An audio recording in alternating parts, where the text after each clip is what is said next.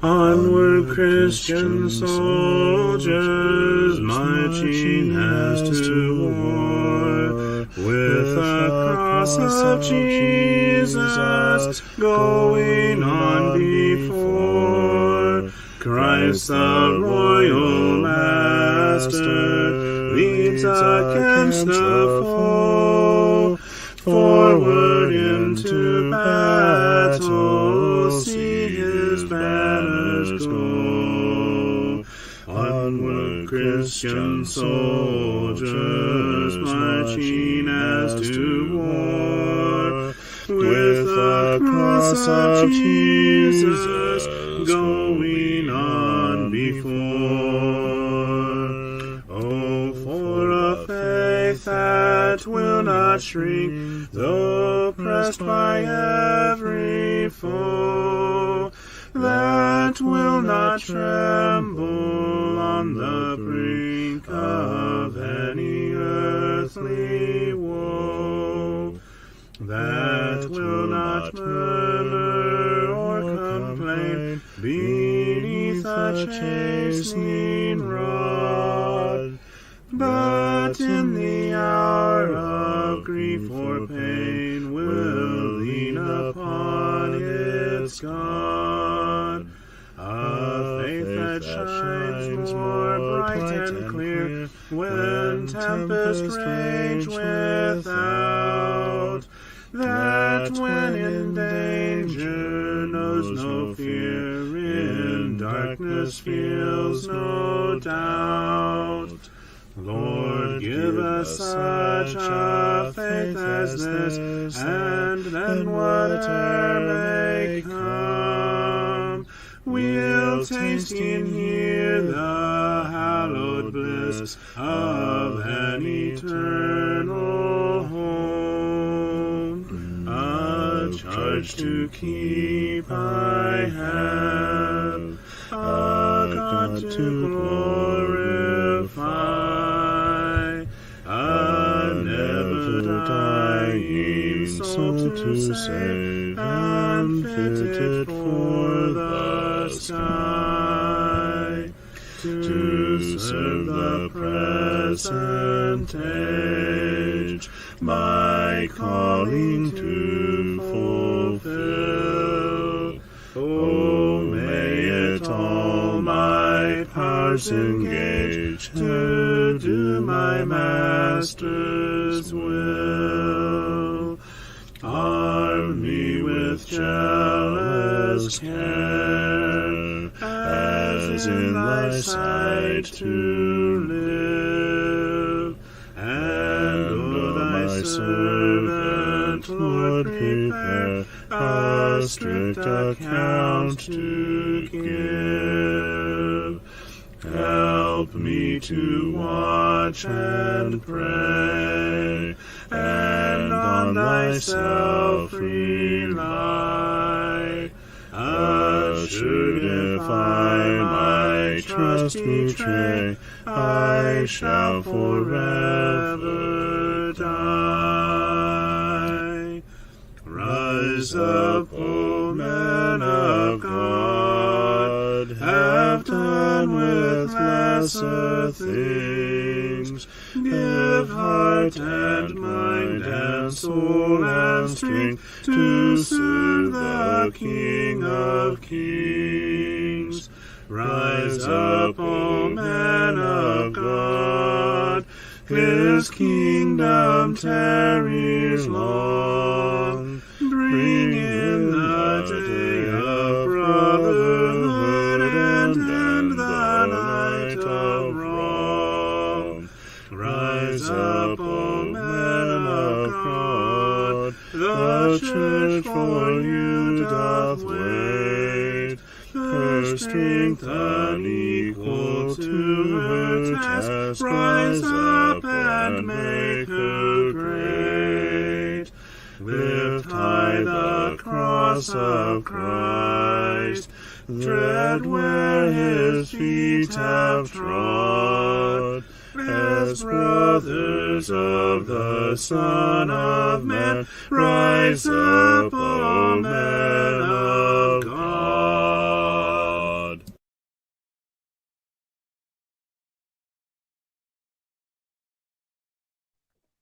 Good evening. Let's celebrate the saints of professionalism and shenanigans.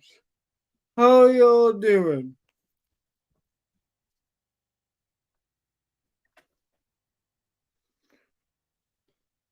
I need to tag.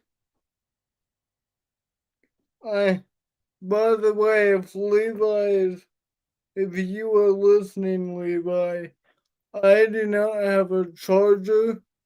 My phone charger is absconded, and I don't have my computer charger. It is in my uh, it is in my dad's car. So I will need you about halfway through the stream.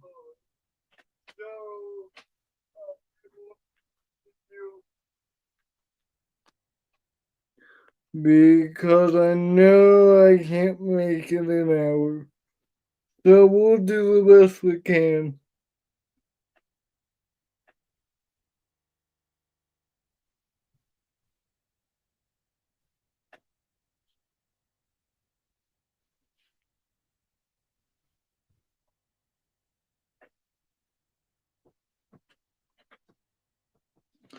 How's everybody doing?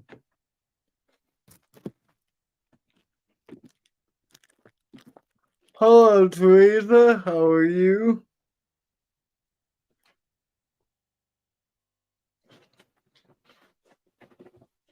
I'm gonna get started with my talk here in just a minute. I'm tagging because during the timer I was frantically looking for a charger, and so we're gonna go until this dies because I don't have a charger at the moment.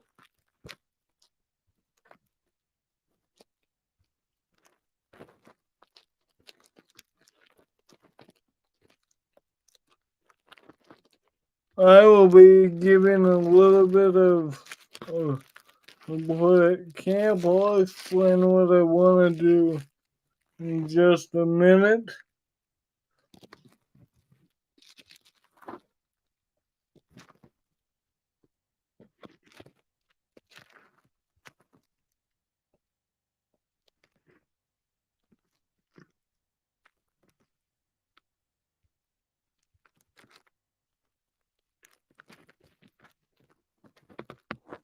Alright, so I'm hoping Levi will come in when my computer dies,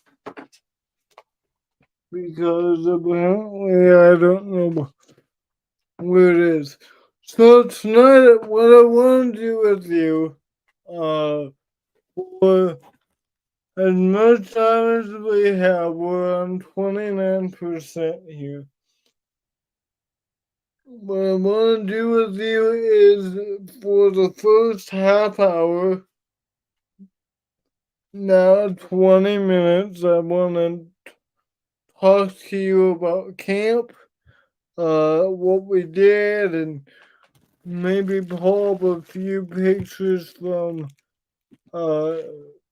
Facebook, and then the next half hour, I want to sing a couple songs we sang at camp from this songbook. Psalms, hymns, and spiritual songs.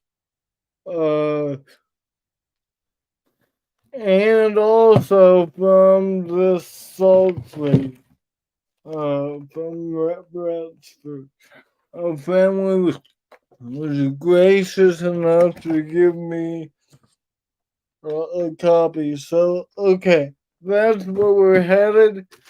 So I'll tell you about the camp in 20 minutes, the first half hour, and then we'll sing a little bit, and I'll give you the background of those songbooks.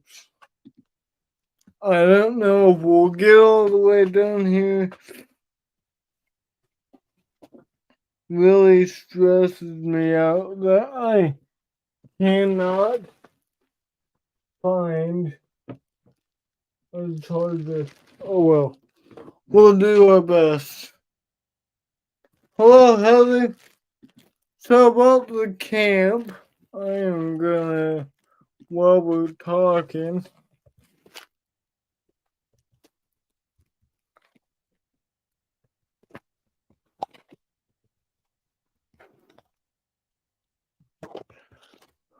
so I went away to Indiana Bible Camp. That is located at Shackamack State Park. And our theme for this year was fixing our eyes on Jesus from Hebrews uh, Hebrews chapter 12 verse 2, and here's kind of what that promotion looked like. Fixing our eyes on Jesus. We'll sing our theme song in the last half hour, but so that was our theme. It's a focused time. There's a lot I gotta say about the camp. Really good camp. Kind of like IBC, you know, it's structured around 7 classes a day. The schedule kind of rotates because it is it, we have we have 8 blocks and it starts on Sunday, so we end up rotating through the week, one letter block each day gets removed. It's really confusing. But so let me go here. And one of the things that we have at camp are prayer times, and this week we had 3 main focuses. We could either focus on lying, lust, or laziness. We had panel discussions on each one of those topics. Those men did a great job leading those. It was helpful. And then every night we would have groups, prayer groups. We would have prayer groups where we would confess our sins and pray for one another. And it was really helpful. Let's see.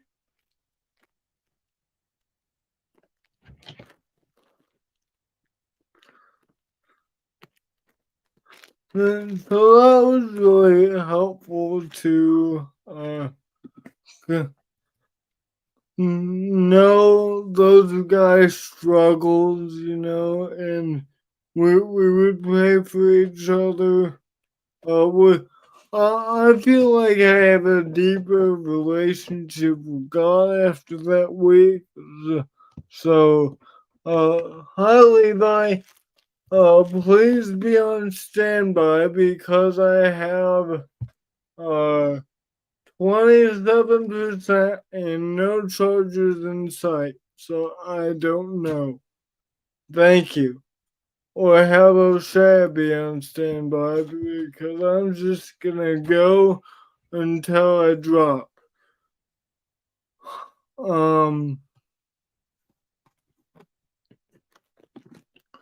So yeah, so I'm kind of scatterbrained.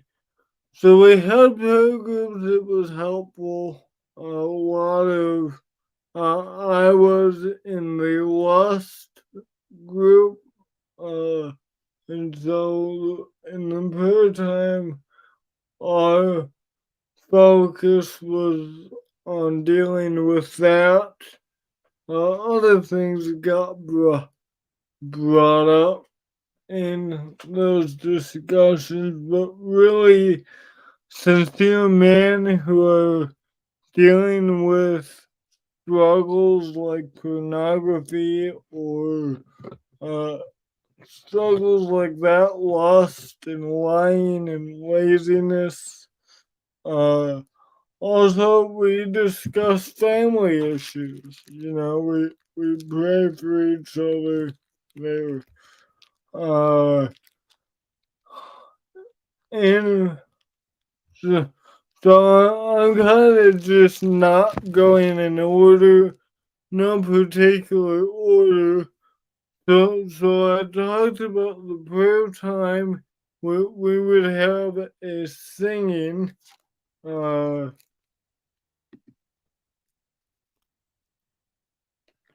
and I just want you to appreciate the, the singing. The singings were uh, in the rec hall, and beautiful, powerful singing. You got a lot of young men singing, and it's moving. And so uh, one of our classes was a singing class where we would just sing in addition to these group singings, these camp singings. Um, and he would really explain the words. John Babcock taught that class. He would explain the words, and we would have a deeper relationship, a deeper understanding of the songs. He wouldn't do it for all of those, but just just a great way to get to know those songs and the ideas, because when we're singing, we are in fact teaching one another. So I want you to just, I know it won't sound as good on video. I hope I don't get in trouble with Facebook for playing this like this, but it is a public post, so maybe he'll gain some encouragement. This is what I got to hear every day, daily. And so I'll let this song play. This is uh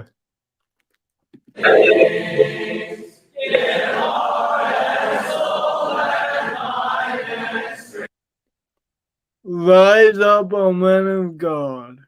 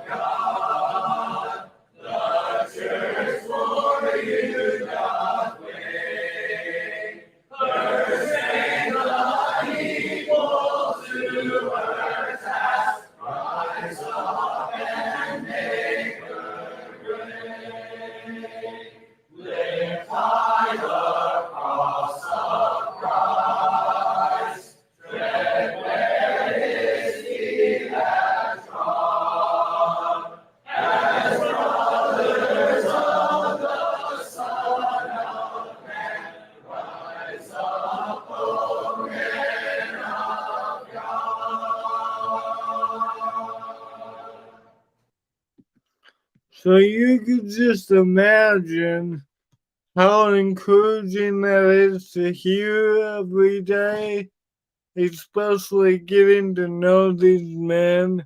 It does leave a bigger impact. Uh, Getting to know these men and then singing with them. These men pouring out their soul to God. And so that was the singing. What else? We had meals, really good meals. My favorite meal was poppy seed chicken.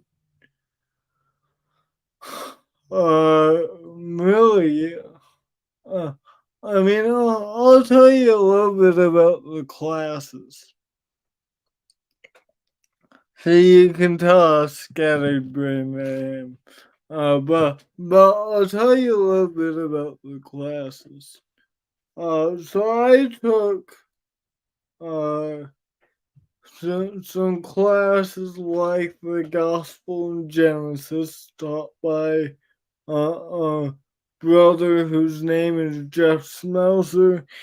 He brought in some cool ideas in Genesis 18 with Melchizedek and Genesis 22 with, and then Abraham, Jacob's ladder and how that connected to John 2.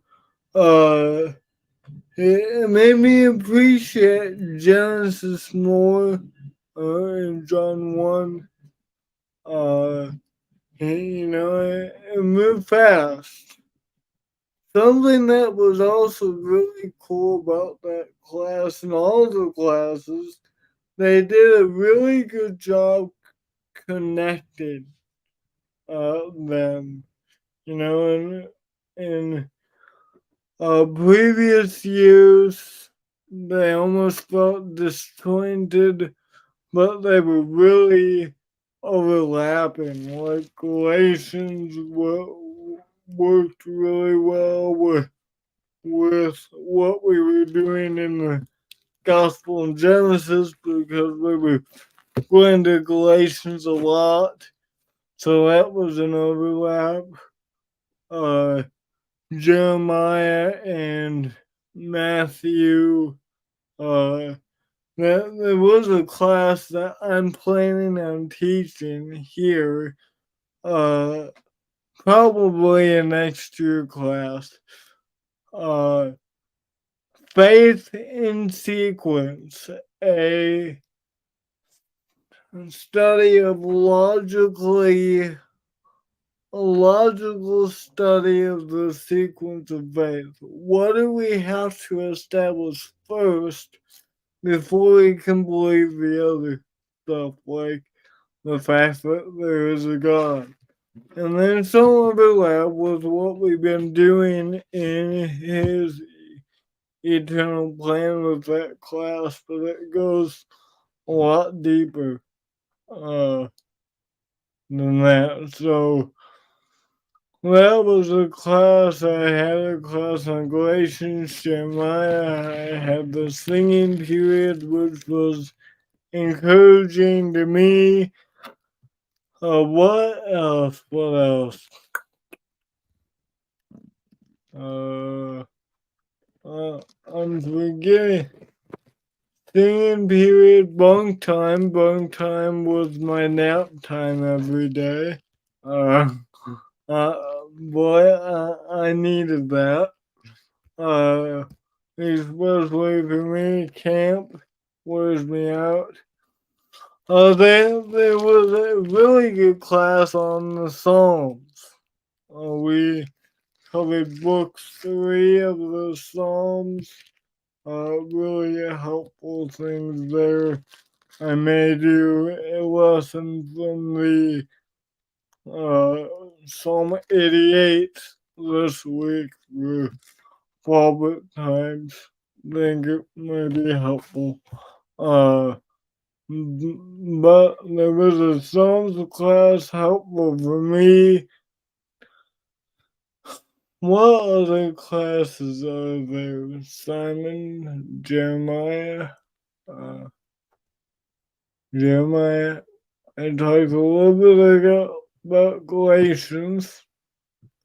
I Jeremiah was a helpful book to study. Uh, I can relate a lot to Jeremiah sometimes. The camp director taught that class and he did a good job. Puts me to shame. I covered Romans in 28 weeks.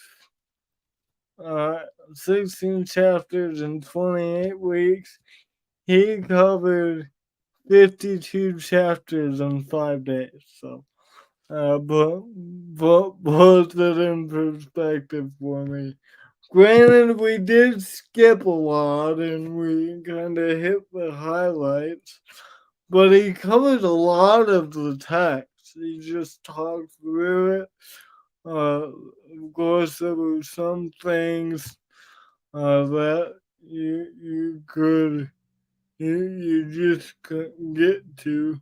Let me go ahead and see if there's anything else pictures wise. Let me go to now I am Facebook stalking. Singing classes.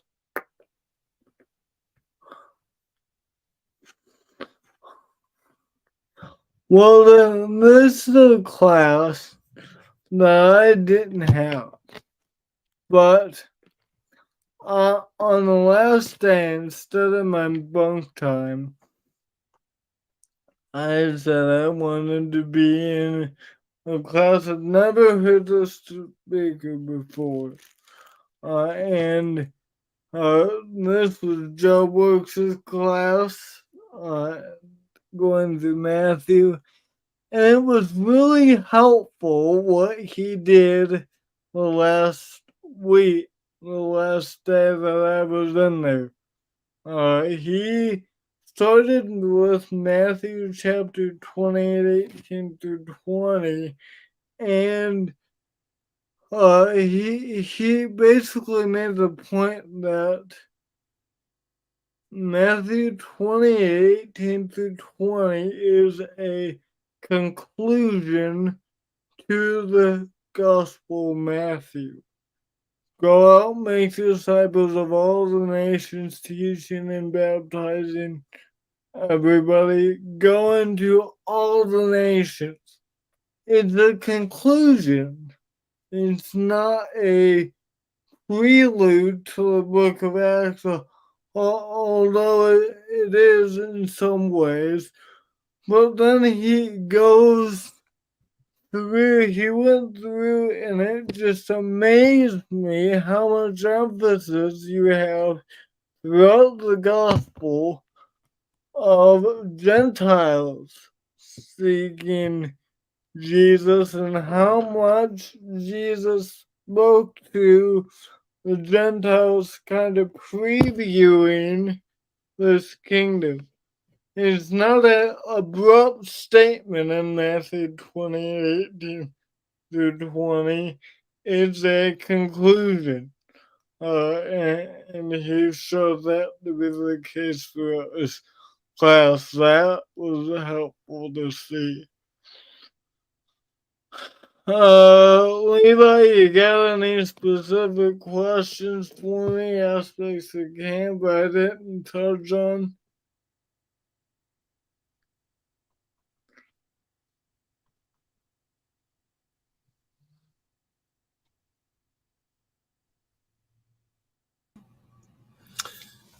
Well, now you put me on the spot. Seeing as how you got another 30 minutes yet, you have to fill. Yeah. What can I make you do to fill your time? Well, I was uh, if you didn't have any questions for me regarding camp, I set it up as I'm gonna talk about camp for the first half hour, and then I'm gonna sing some songs from the book that we use, Psalms, Hymns, and Spiritual Songs, uh, that a group of Christians let me have, so we could sing some of those songs. But before we do that, is there anything I didn't cover that you'd like to know? um, you know,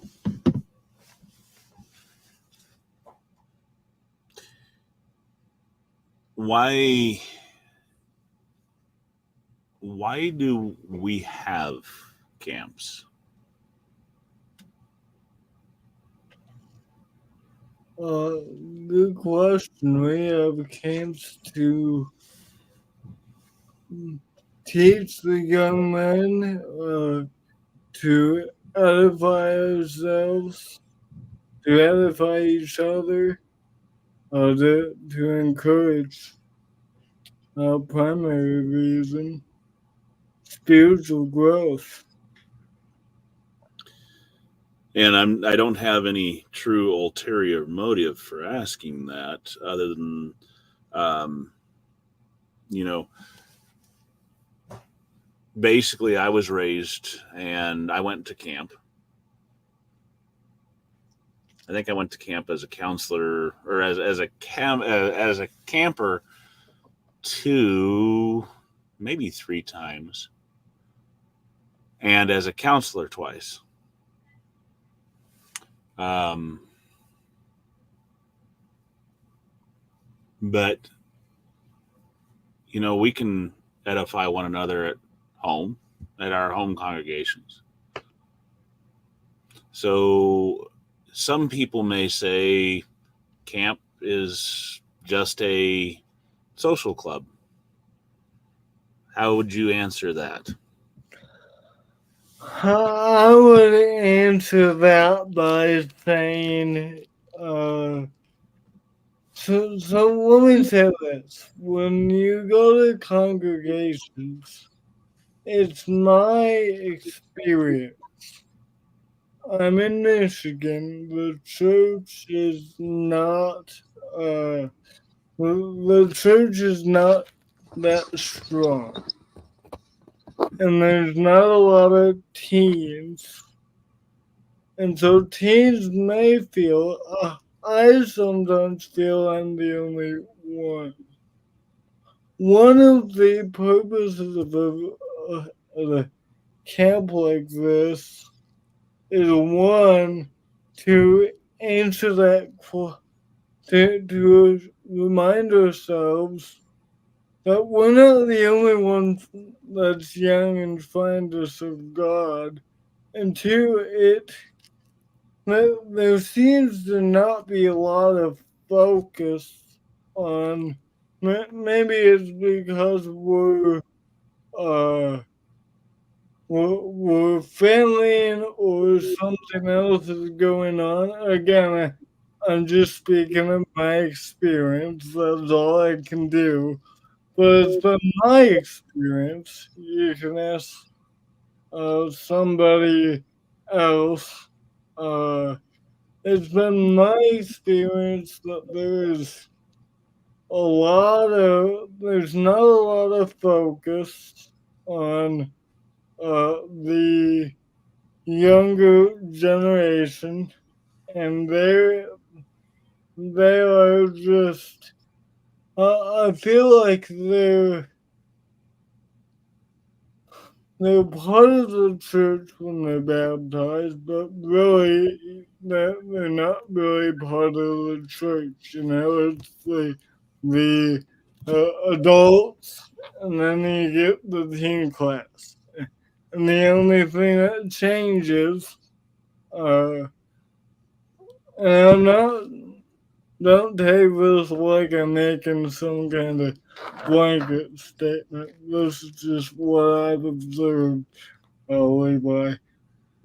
Uh, but I feel like there can be a danger of grouping people.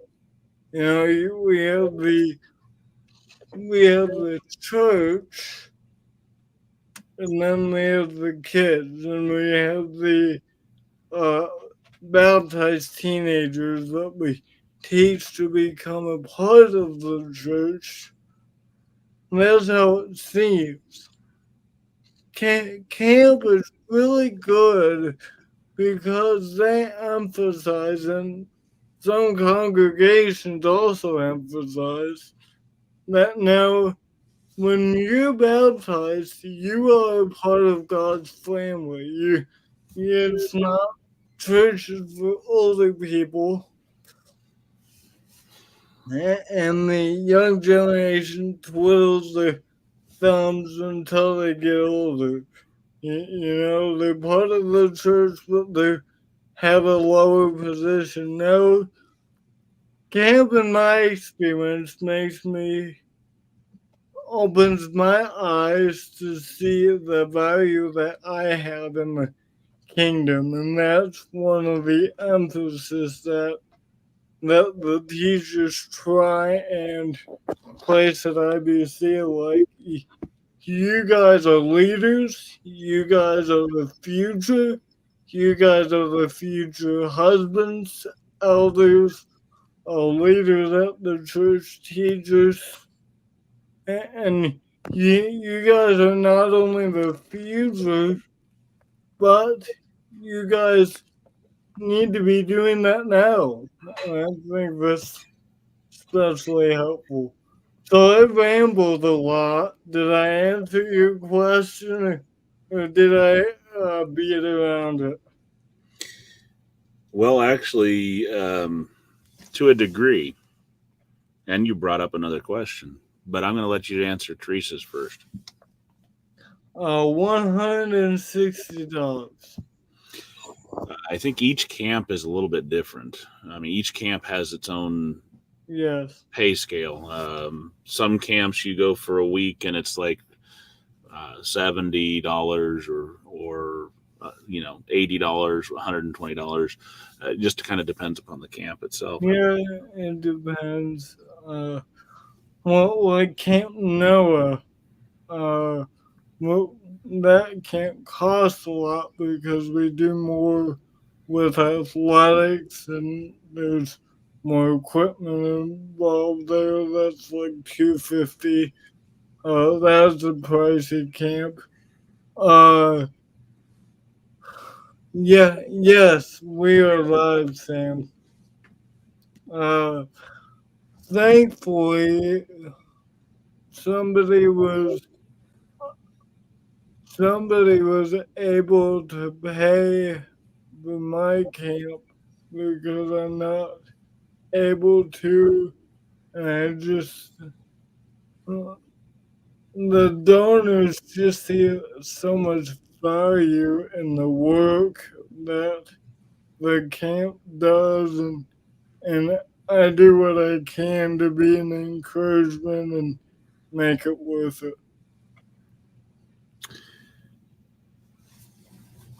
Okay. Um, so the question that you brought up is one that other people are going to be asking. Because understand, like I said, I've been to camp, I've seen the value of camp. So I'm going to throw this out for those who may be asking this particular question, and that is regarding the scripturalness. You say it's for young people, and the church is not focusing enough on young people. So camp is a way to focus upon young people, especially in these far outreaches like the northern states where churches are hours apart. Um, Sure. so, And again, sorry, I don't want to make it sound like I'm making a blanket statement for every congregation. It's just the congregations I've been a part of. There are groups that do great with their young people. Well, sorry, didn't mean to interrupt. How how do we justify scripturally the use of camps? Sure. Um, you know, since how we are to do everything scripturally Yeah. with a scriptural authority, um, how do we justify Bible camps for youth? I see that I see a lot of beautiful faces in the presentations that you had there of young people and stuff, as well as I would imagine their counselors are and probably up into young adults into several of those classes as well. So, uh, well, you're not gonna find a verse that says, "Thou shalt have Bible camp." This is allowed. Uh, as much as you will find a Bible verse that says, "Thou shalt particular thou shalt meet me in a building." However, there are some principles I think we could gain, like First Timothy 2,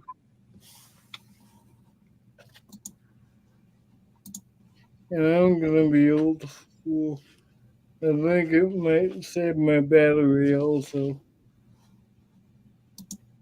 This is perhaps a application to this text.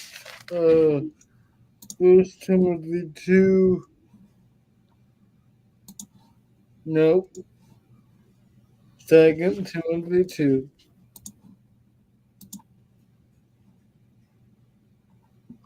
So this is a way that Second Timothy 2 uh,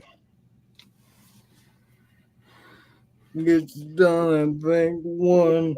Uh, can we back up to one, please?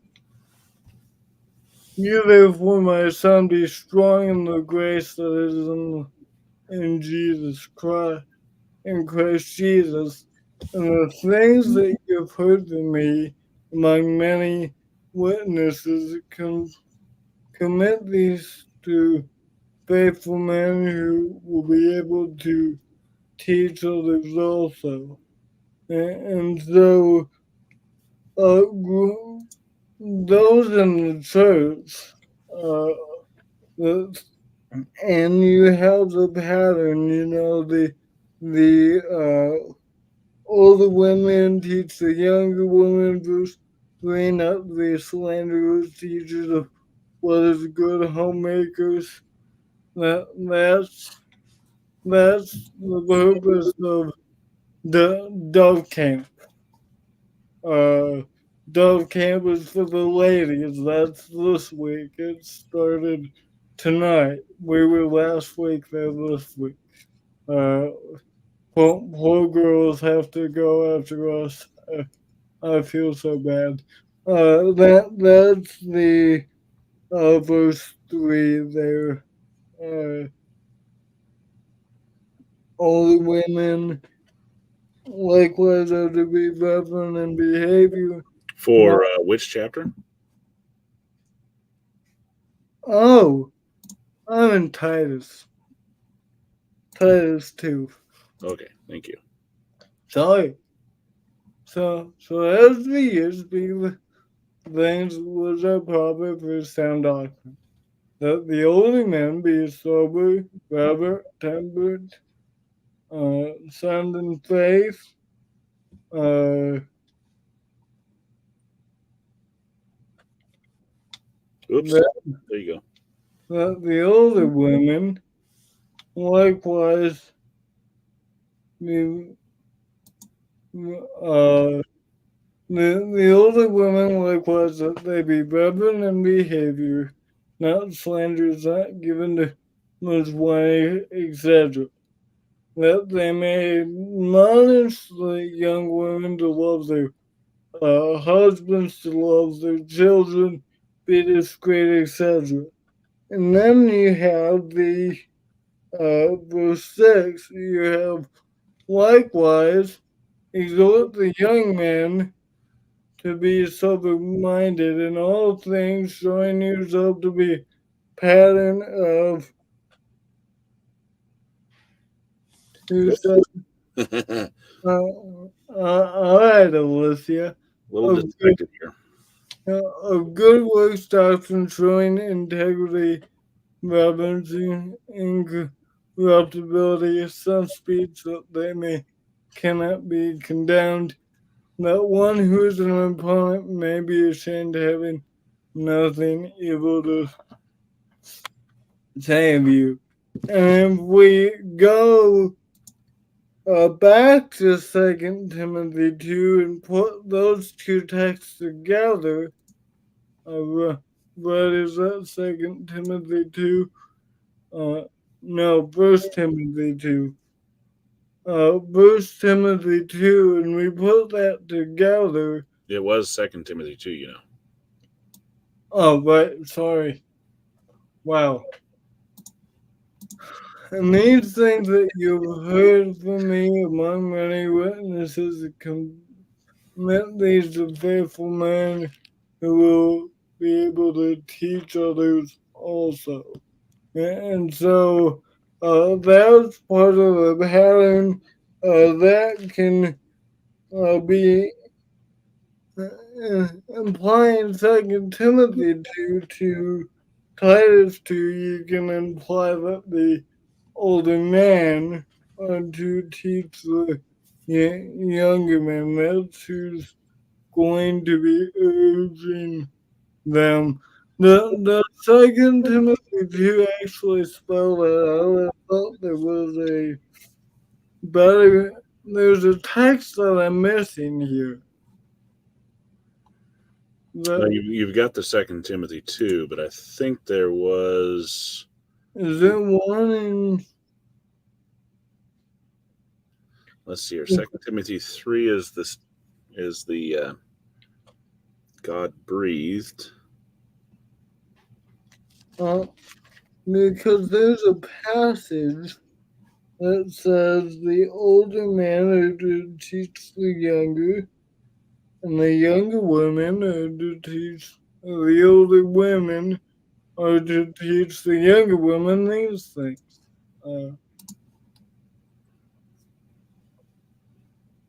But by the way, just so I know what you're coming from, are you just playing devil's advocate, right? I am. Okay. Uh, I didn't know if you. Well, I should know that because you've told me about being at camp. I have already prefaced my arguments by telling you that. Right. So, anyways, There you are. do not rebuke an older man, but exhort him as a father, younger men as brothers, older women as mothers, younger women as sisters, Perhaps. with all purity, honor, with Oh, see here. let's, I'm really thinking of another text, and I think maybe Or is it Colossians? I thought it was one of the well, one of the pastoral epistles.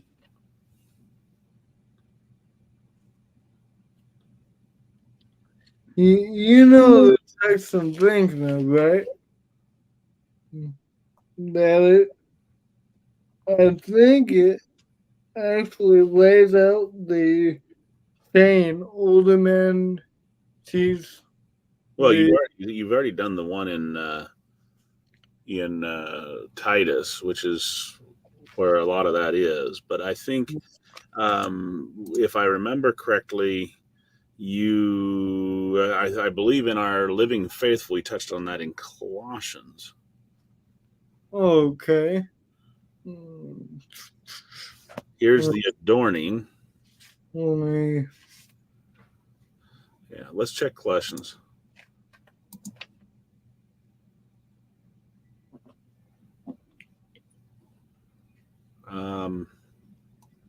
Where is it? Colossians.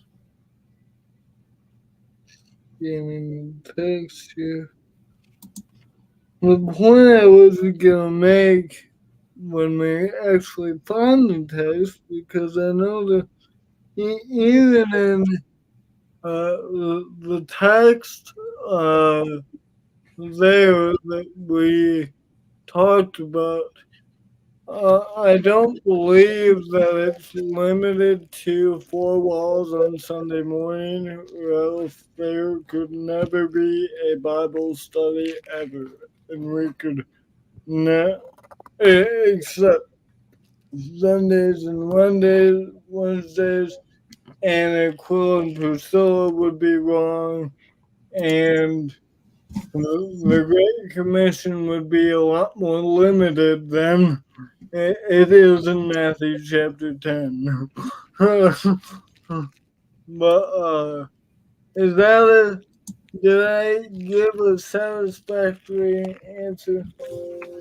Well, again, well, here I'm going to throw up Sam's comments.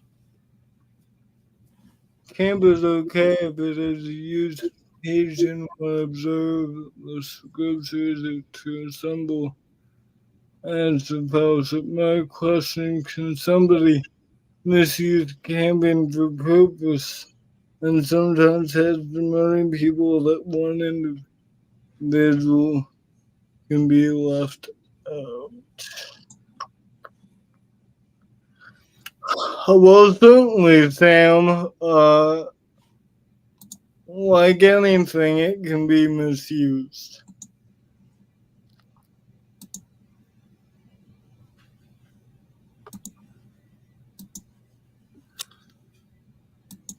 Yeah, yeah. And they're not Christian, they're not following Christ.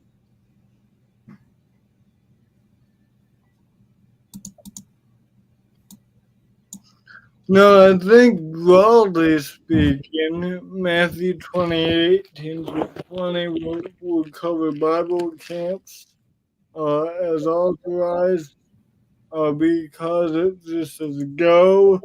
Uh, he doesn't say how to go or where to go or how to preach the gospel. Uh, you know that would definitely be included, and I think it's an application of the Titus chapter 2. Not the only application, a application of it. Obviously, that should be going on in the assembly as well.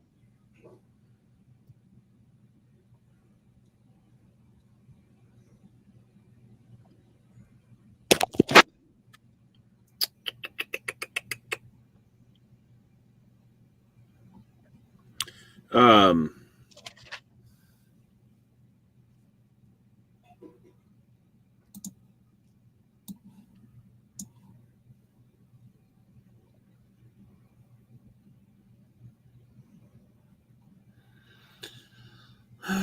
no, I think the one that you're looking for was in Titus, and we've already read that one. Yeah, I guess that was it. I thought there were two passages like that. 2 Timothy 2 and Titus. I think those are the two, right? Second Timothy 2, and we've already read where Right. he dealt with the commit to faithful men. And of course, then there's this where he gives uh, instruction to Timothy Right. for his, his own instruction. Um,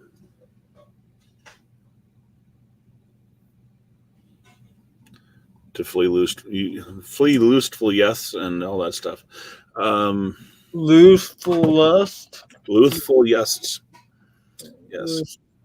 Lust. While you're talking, I'm gonna fine tune your eyes upon Jesus because uh, the the other another question, of course, then is obviously in um,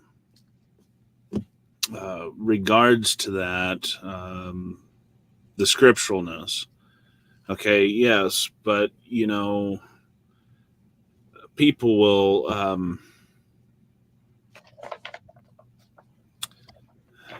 do I want to put this?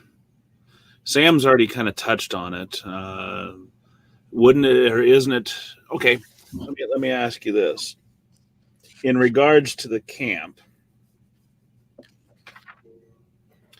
and you say, and I think you've nailed it down quite nicely that perhaps the church, especially in these upper areas, don't do quite so good a job of focusing on the youth for some reason.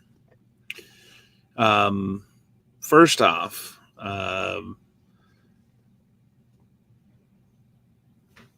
what do you think that the church, a congregation who isn't focusing upon the church, on the youth, needs to do to rectify this? How would you recommend focusing, or what aspect do you think that should take? What form does focusing on the youth take? And two, as you notice, Timothy, for example, was a young man, and he was a young preacher, and left in to raise a congregation, if you from spiritual infancy, of a diverse amount of age groups without the use of camp. So it's obviously that it can be done. absolutely. So, um, and of course, the admonition is so it's a twofold question. What do you think? What form do you think that the congregations that has youth but isn't focusing upon them? What should that take? And the second part of the question is, if this is a instruction to a preacher regarding his congregation, that he should be teaching these to faithful men, and same thing with Titus. Paul told him to teach those of his congregation this way: that young men, older men to teach the younger men, older women to teach the younger women. Um, then what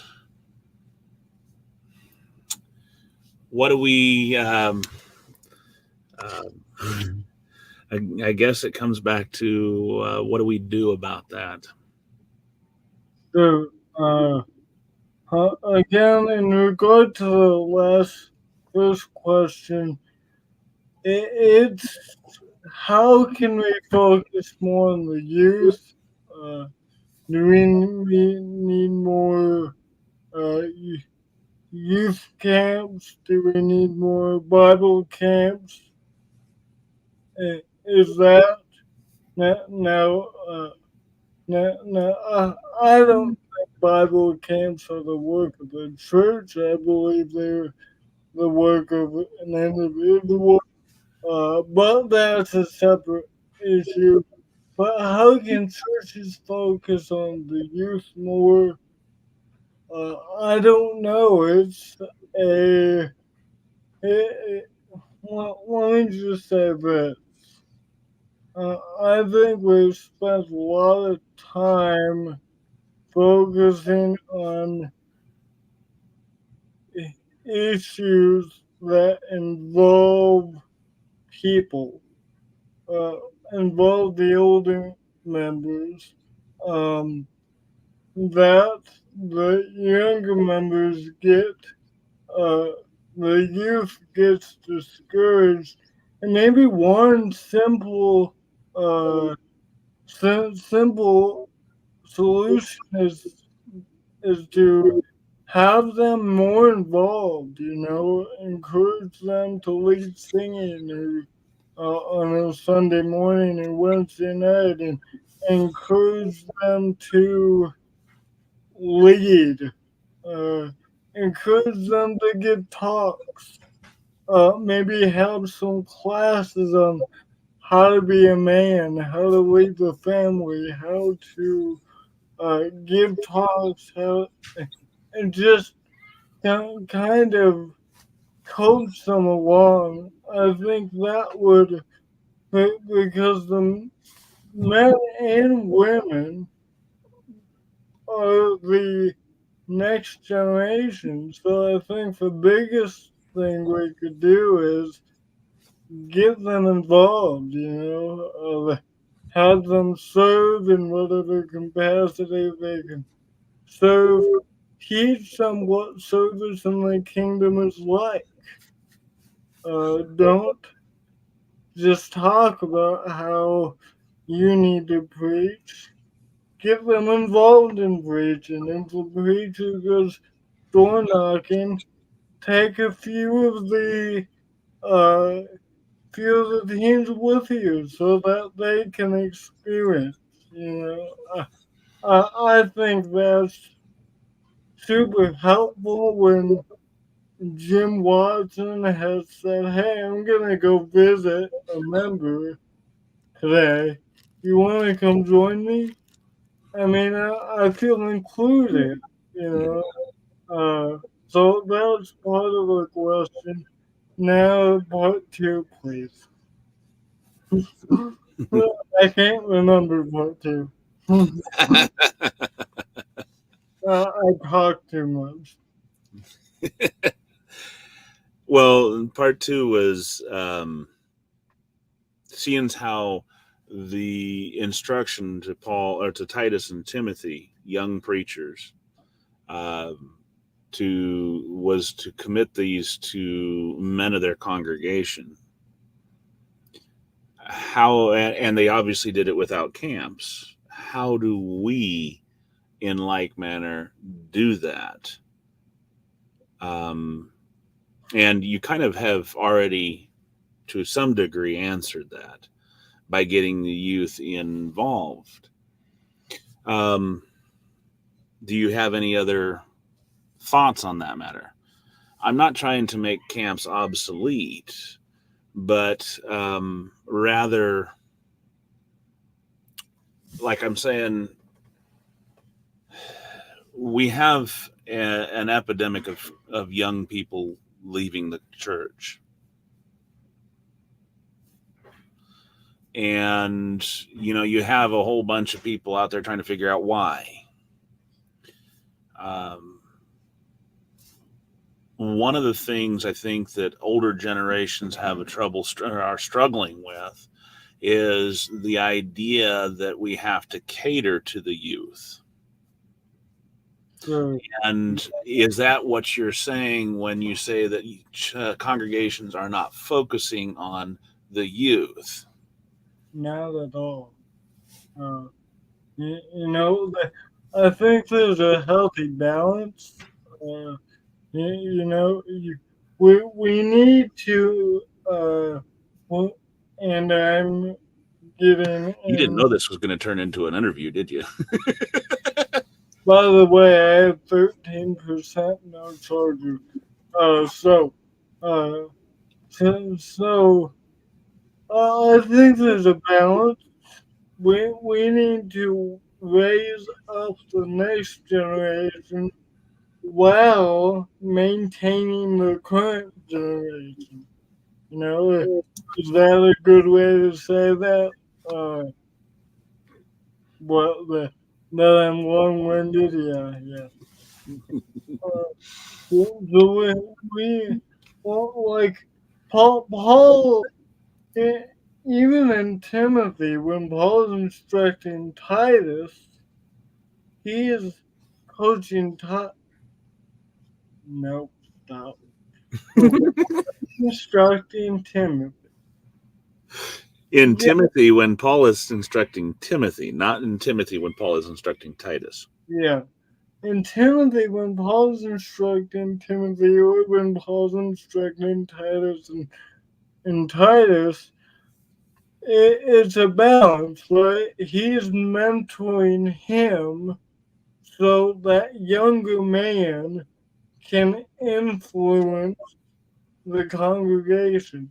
So by extension, I think he can uh, he's still influencing the older generation through the younger, you know, and so Paul sees both important. Uh, there, I'm teaching you this so you can instruct the church. Thereby, I'm teaching you how to be with everybody else. How to do you get what I'm saying? I'm probably not saying it well, but Well, I think to a degree, what you're saying is that Paul is finalizing or giving uh, finer instruction to Timothy, for example, because Timothy spent how many years running about with Paul? So he actually was, Paul mentored Timothy in a way that many of us preachers are jealous of Timothy. But um, and he's instructing Titus in such a way as well, because he says, "I left you in Crete," so that means Titus was a companion of Paul's for a time as well. yeah, Um, and I think you've hit a nail on the head in a couple of ways. Sam gives us this comment. I really wish I could stay to the whole, but I just I don't want to have to leave in a few minutes. If You know? if you need a couple minutes to hunt some more, it's probably in your suitcase Well, or in no, the car. I took it out uh, of my dad's. Took it out of my suitcase because I was charging it and was in a good so in my dad's truck. But I have my phone charger. I didn't bring that one. I just don't have no earthly idea where it is in that truck. Mason took it. Anyways, I guess keep it going. I'll tell you when I'm at like 5%. All right. Sam says, now this is my thinking. There's a role of family, of those who are believers, and also the body, encouraging them to be or to serve. I also say that we need fellowship, not just a gathering on Sunday and Wednesday. We need to be in each other's lives on a regular basis, and that's an amen. Most of us here at CEM believe that. Okay, all of us here at CEM believe it, because there's only three of us here at CEM. Man, And CJ and I have conversed about it, and I know O'Shea believes it in the same way. O'Shea says a lot of times after baptism, Christians leave the new Christians high and dry, so to speak, instead of continuing to teach them how to be a strong Christian, concreting the reasons why we are Christians. This goes with youth that are brought up in the church and older folks newly baptized. So that's one pane. I think you mean PANE, to a whole new window, or to a whole window. Sam says, so true that troubled members need help out, taking one under the wings. So I am surprised that I stay in the Lord. Sometimes the Lord really impacts. uh, I'm gonna listen and talk while I'm Yeah, scheduling my room. go ahead. I'm gonna be talking as well. Well, and you shut the video down, you're going to actually have a little bit more power. Um, so, like here at Menlo, for example, we're kind of already ahead of the curve because, as O'Shea will tell you, we're such a small congregation. As soon as he came up out of the water, he was already within a couple of weeks, he was, or so, maybe even a month, he was thrown in to serving. Um, we already encourage my kids, my boys actually, to be a part of the uh, not leadership per se, but to learn how to song lead. I've taught them how to pray, obviously here at the house, but we have time on like Tuesday nights when the kids can get up and lead songs. The boys can. Um, During the prayer and singing nights so that they're familiar with standing in front of people and leading songs. Um, uh, but there are programs, other congregations, for example, the Huntsville or West Huntsville one, I can't remember which one it is, that Glenn Colley, his son, I think, preaches at, Caleb Colley. But anyway, Glenn and Cindy began what's called Lads to Leaders, as well as there's a ladies version of it as well for those who are, to raise up godly women as Bible class teachers, etc. Um, But um, to do just precisely that, to try to teach young people or involve young people in leading. I think you're right. I like to think that you're right in that we need to involve the kids, young Christians, in the leadership positions. Um, you know, we young people are the future. Whether we like it, we want to believe that we're going to live forever or not here on this earth. Young people are the the future. Good night, Sister T. You have a good evening. She's calling it a night. She's tired. Um,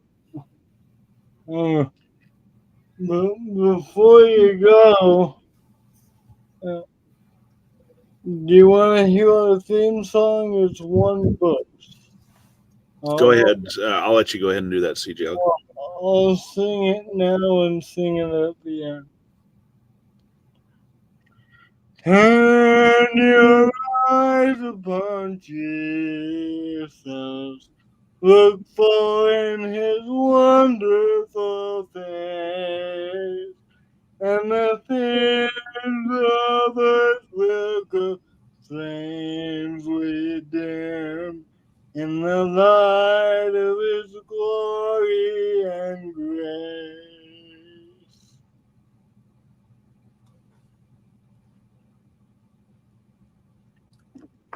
No other chorus. No, that's the song. Needs a chorus. Oh, I didn't write the song. It needs a chorus. It like ends like it needs a chorus.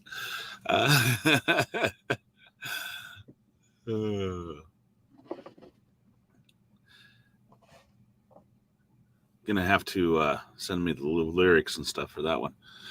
O'Shea says, yes, it was a month, less than a month, I can assure you that. Laugh out loud. I was thrown in the ranks and stuck there.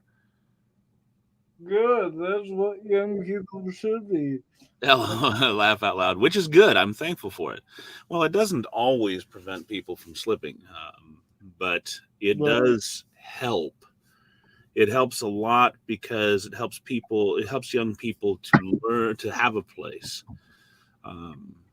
Whether it be, serving at the table or serving, song leading or offering prayers. But also, it's a fulfillment of the command. He's a member of the church. Shouldn't he have a place? Shouldn't he, he's a young man. Should he not have a position of leadership Amen. around the table? And he's even, because we don't have elders, we have men's meetings, and therefore he has a place at the men's meeting because he's a part of the congregation. Um, and I think you nail it, because remember, one of um, Paul's admonishments to Timothy is that what it is, let no man um,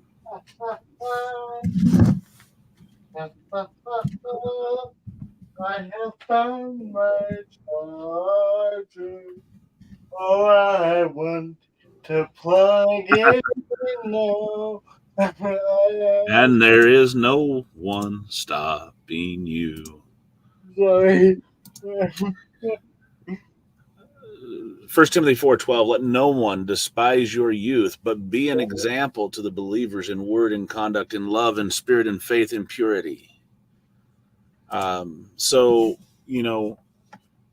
we have an obligation as the elder members of the congregation to encourage our younger brethren, to bring them up in the nurture and the admonition of the Lord. Not just our children as in our physical children, but those children in the faith that we have.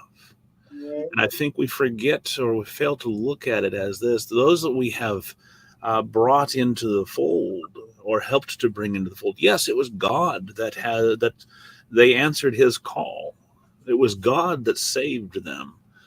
But you and I helped bring them in, and they became our children in the faith, just as much as Timothy was Paul's son in the faith, as was other people that Paul called his sons in the faith.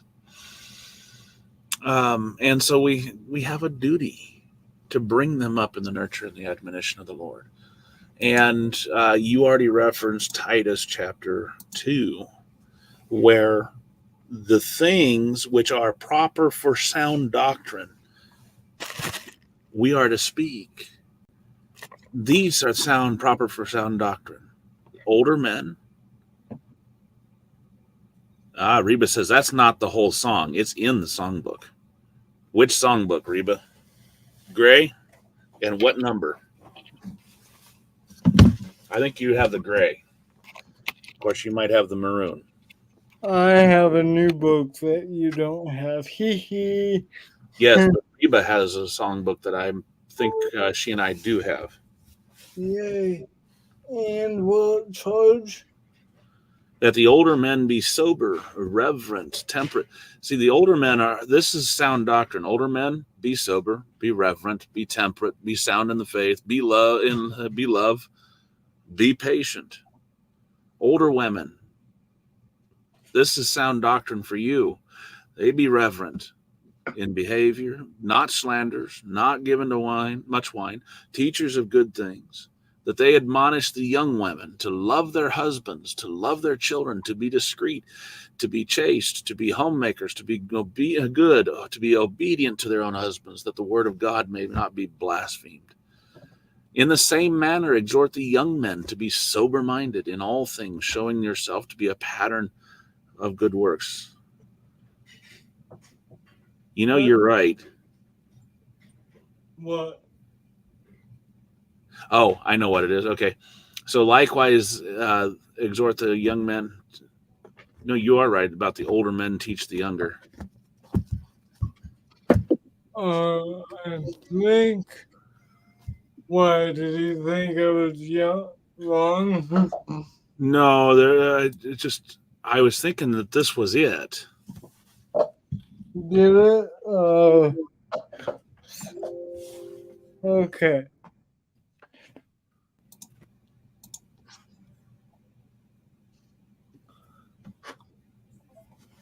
I'm not as worried now. Sorry.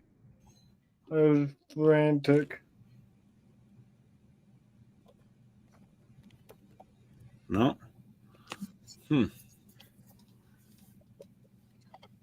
Anyway,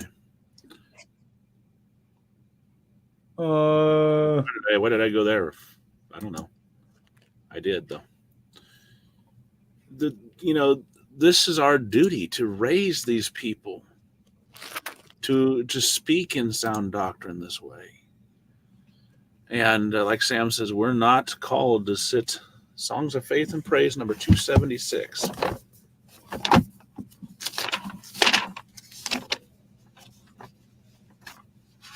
See, she has the gray one. I knew she had the gray one. Turn your eyes upon Jesus. There are 3 verses to this song, you know. Really? Is it the same melody and everything? Helen H. Lemuel? Yep. Lemmel. Helen Lemuel, H. Lemmel. 1922? Yep. Okay, then can you send me that song, please? Yeah, I'll send it to you.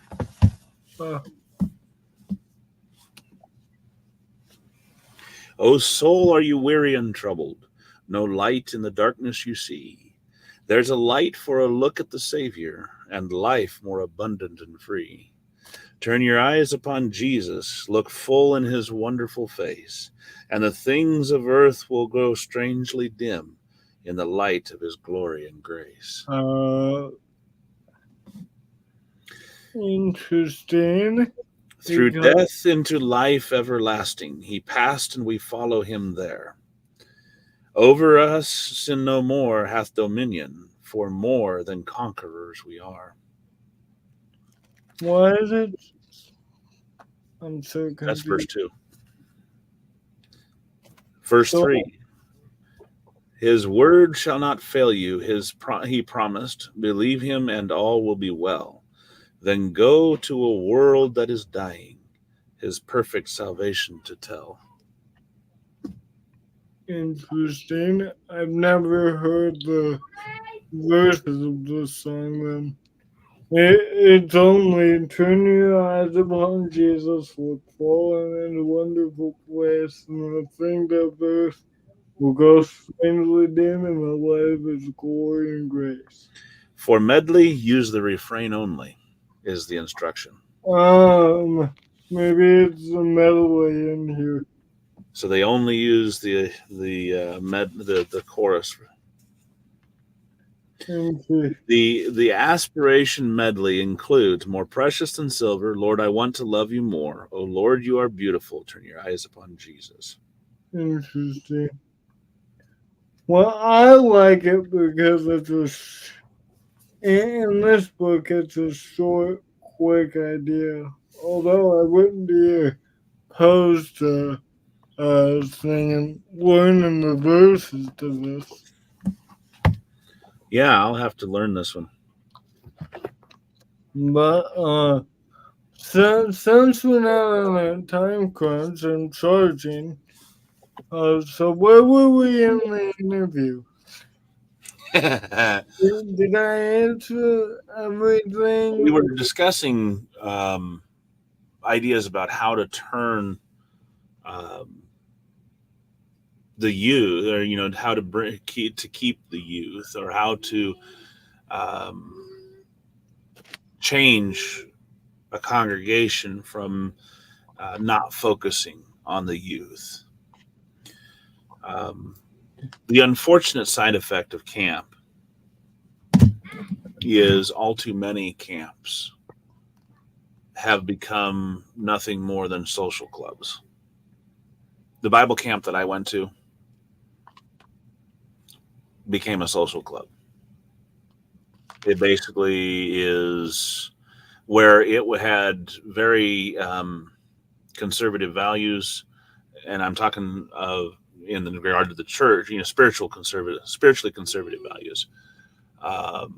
It went very liberal. Yes, it had boys and girls on the same week. You had boys on one side of the camp and girls on the other side of the camp. That's how Salt and Light Camp does it. And there was just a driveway in between. And we had the same classes, boys and girls, at the same time. The difference came in the afternoon, where boys would have crafts while the girls went swimming, and you had to go down to the lake to go swimming, and you had to go in robes and towels. You could not go just in swimming trunks and swimming attire. Well, In other words, you can. I mean, you were dressed. understandable. What? I guess it's understandable. Well, yeah, especially when you're dealing with teenagers. Like, you can't really dictate everybody's swimwear. Uh, so, They did to a degree. Shorts had to be knee length or longer, and that included swimming trunks. Um, Bathing suits had to be one piece. That said it right in the proper attire for camp. Um, but anyhow, that's and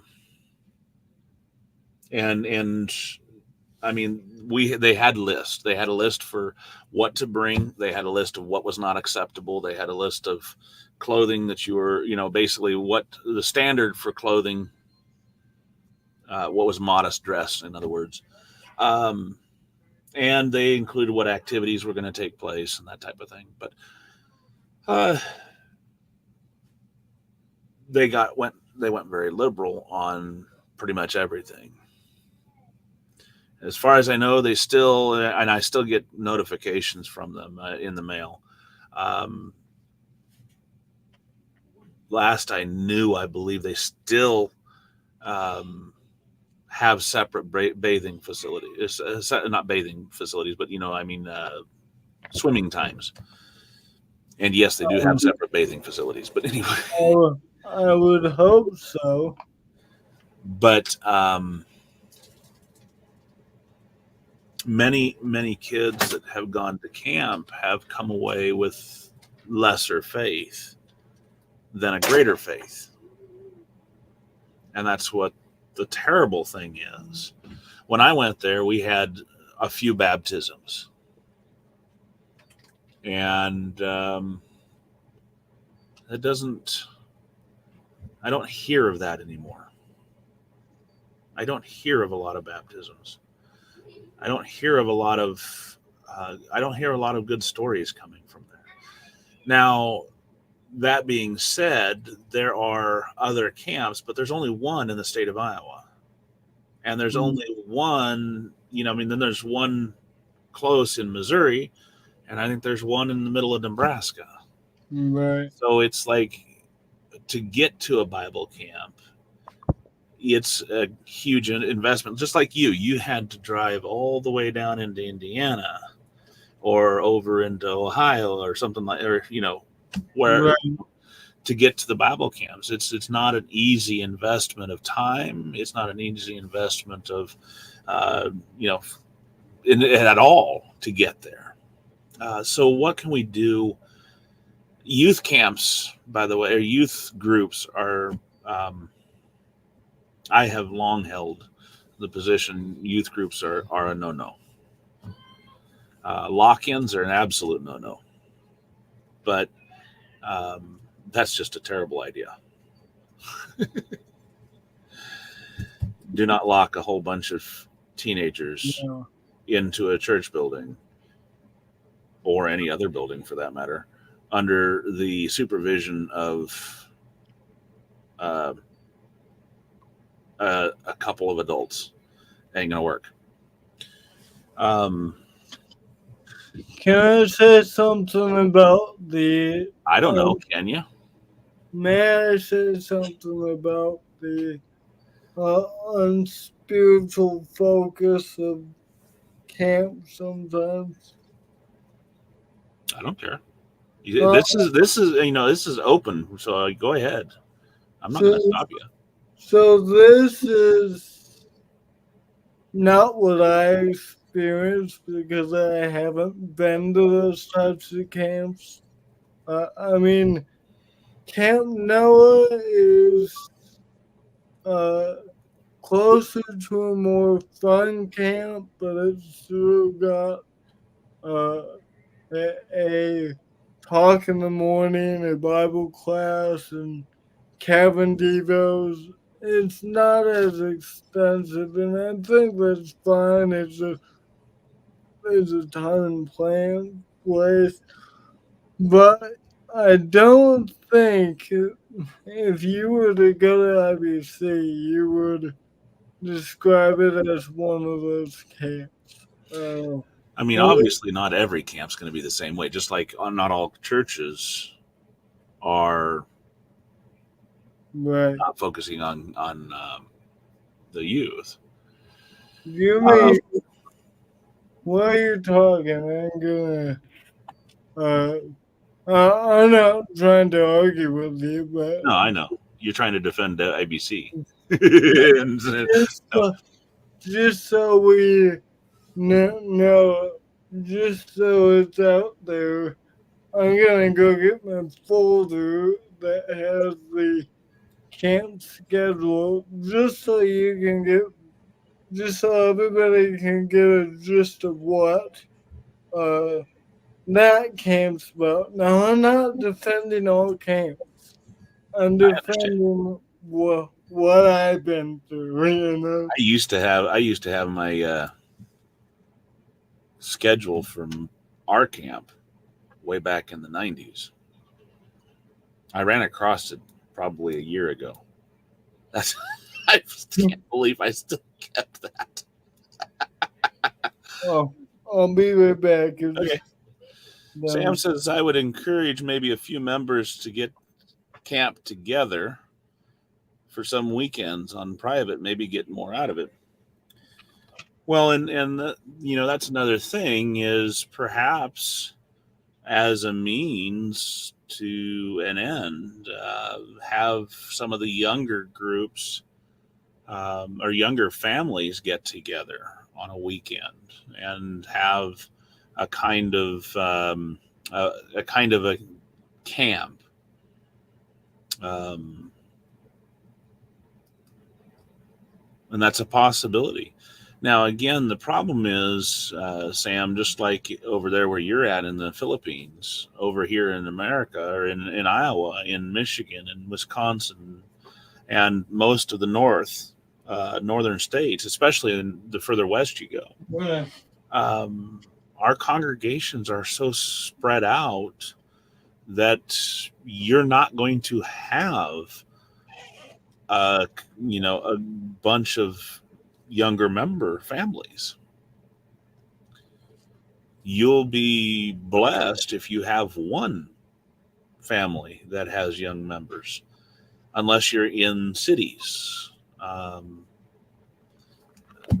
Des Moines is an hour from us, and the biggest congregation that I know of, there may be one other one that is a faithful congregation. It has several young families, um, but not around, and not any of the outliers. I think there might be a couple of young families over at Harlan, which is about another hour from us, west. Go ahead. What we talked about as I was going through, going through. Sam was suggesting like some family member or families getting together for having a camp, a local camp, just like a few like a few families camping Right. out. Uh, So, like, if you had 5 families there at your congregation, uh, get them together at a local campground and have a little mini camp, as it were, on a weekend right. or a few weekends. All right. So this is IBC's daily schedule. Okay. badminton, tennis, sports, Bible. Uh, that's not IBC.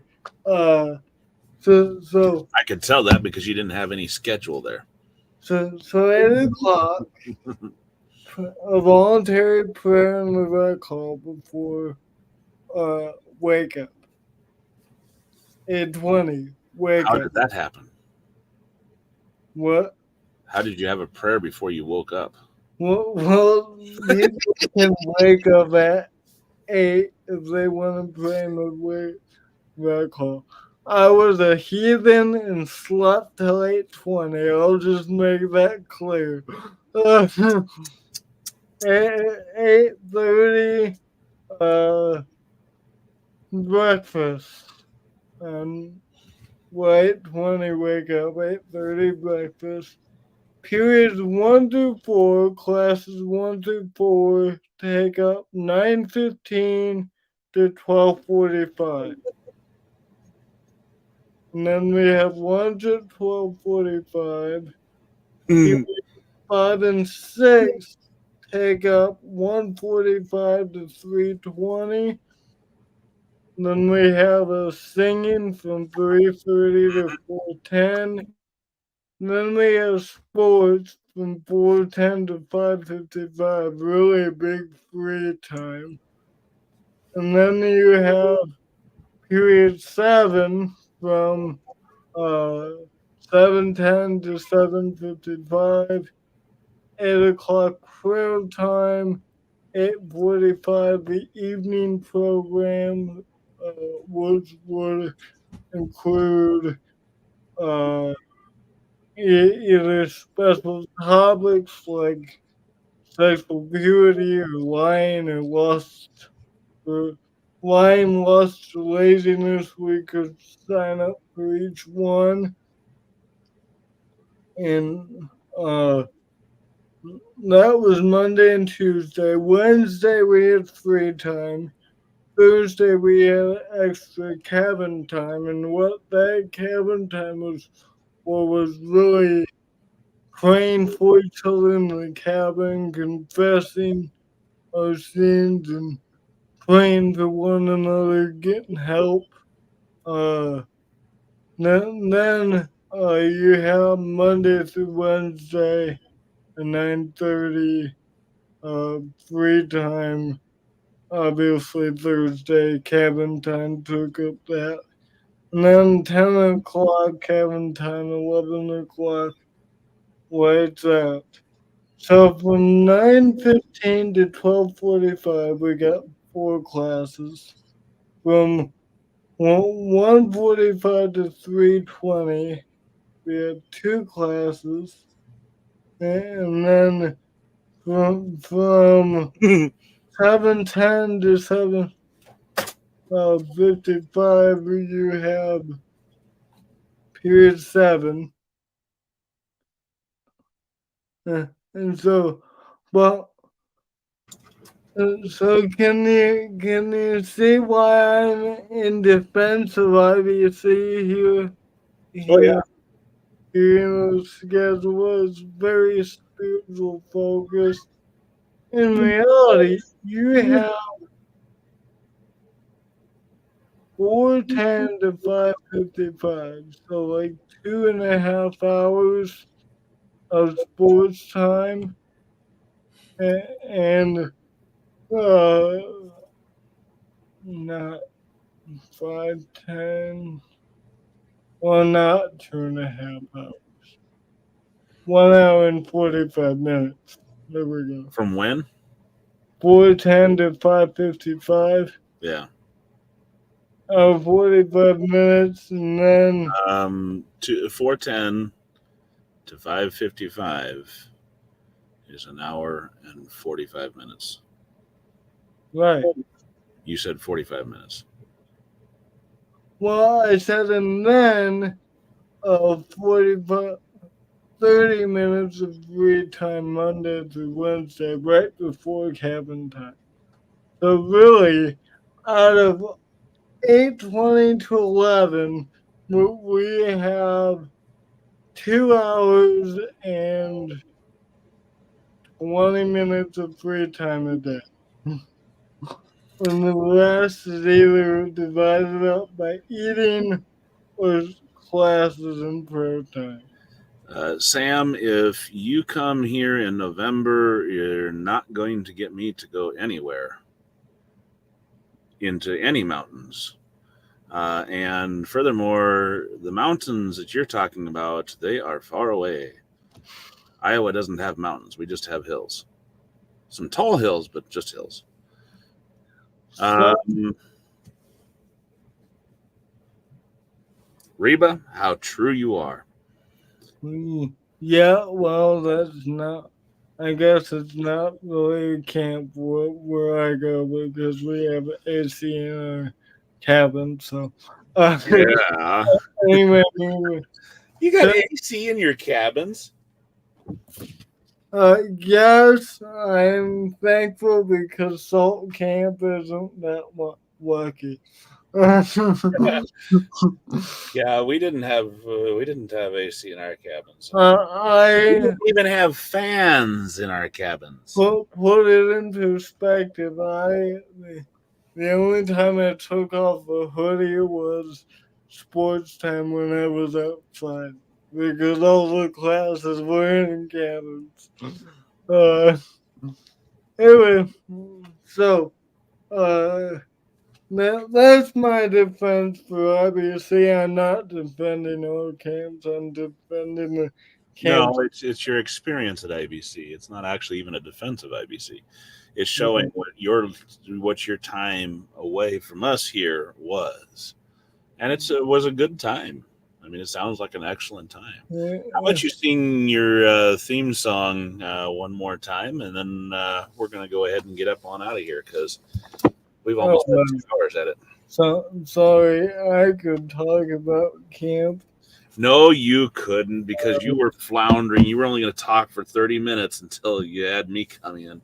Well, I wanted to kind of uh, balance it out with talk about camp and then some types of songs that we sing. But turn your eyes upon Jesus. I'm gonna only sing what's in my book. Sorry. Uh, Turn your eyes upon Jesus. Look for in his wonderful face. And the things of earth could bring within. In the light of his glory and grace. Now I understand why it sounded like it needed a chorus. Because you were singing the chorus. You didn't have the stanzas to go with it. I don't know why I really can't wait. Join me Tuesday night. I'm gonna have fun after class.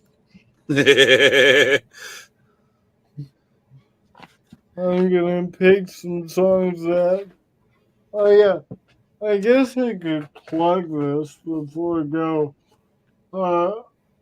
Be ready if you have to go back and review what 2 weeks ago because I'm gonna have a chart. Surprise! The charts that we went went over a couple weeks ago with the actions, the facts, and the promises for each of these verses, the way we sorted them. I'm gonna have a couple of the book texts that we talked about. I'm gonna have the charts flanked.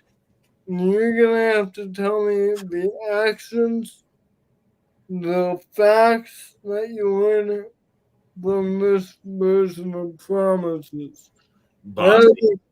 be, that'll be that'll be at the beginning of class so that we can move on from that because lesson 6, we're going to come back to that chart that we talked about in lesson 5. Lesson 6 is kind of a part 2 of lesson 5, so be prepared for that if you uh, desire to.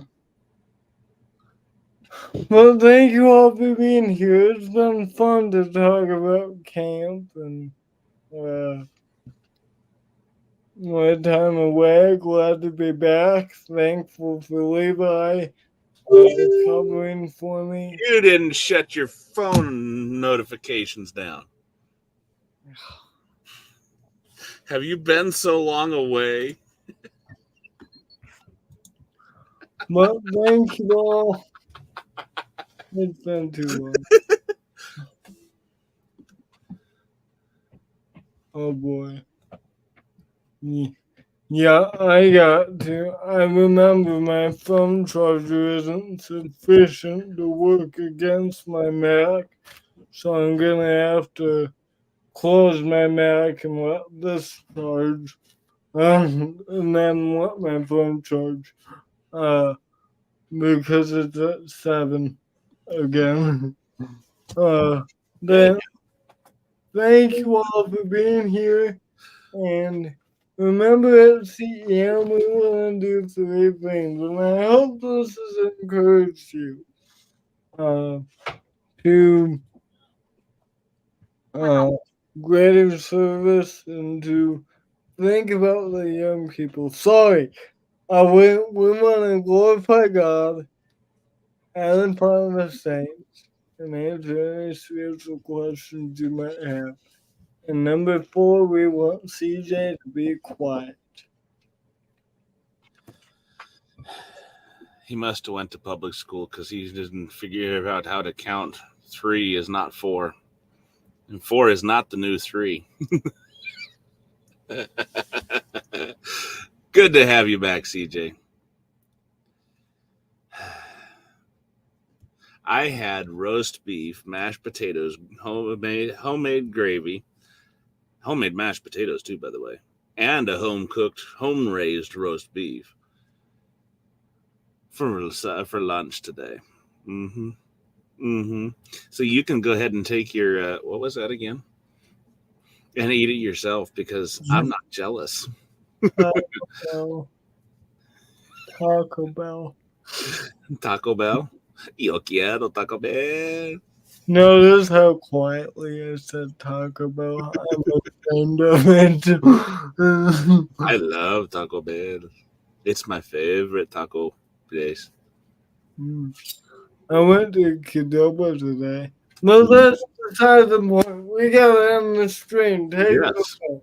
that way. We hope you have been edified anyway. That way, whether we wake to serve God tomorrow here on this earth, or we wake to serve God tomorrow up there, you know where we'll be because we'll probably be up to our usual shenanigans. And we'll see you then. God bless.